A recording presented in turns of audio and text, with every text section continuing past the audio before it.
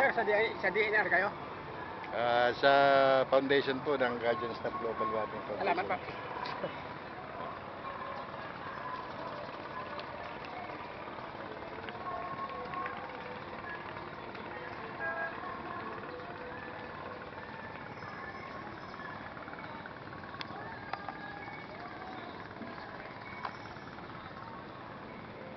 Yayayain ko sana siya. Malinis na daw eh.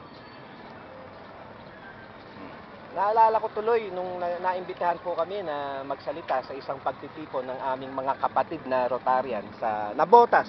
Sasabihin ko na po sa Nabotas. Sa kabila po ng kami ay tiga May Kawayan at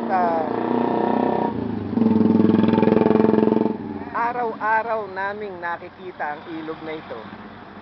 Mas pinaniniwalaan pa nila ang sinasabi ng mga kaibigan nila na ang ilog daw ng May Kawayan ay malinis na.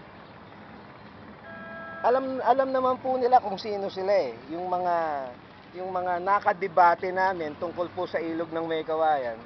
At kung magkakaroon uli ng pagkakataon at kami po ay magkakaharap-harap, yayayain ko po sana sila eh na maligo dito sa ilog ng May Kawayan. Yung sinasabi nila na ito ay malinis na.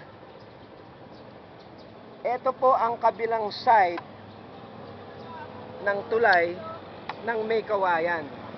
Burak, basura, mabahong amoy.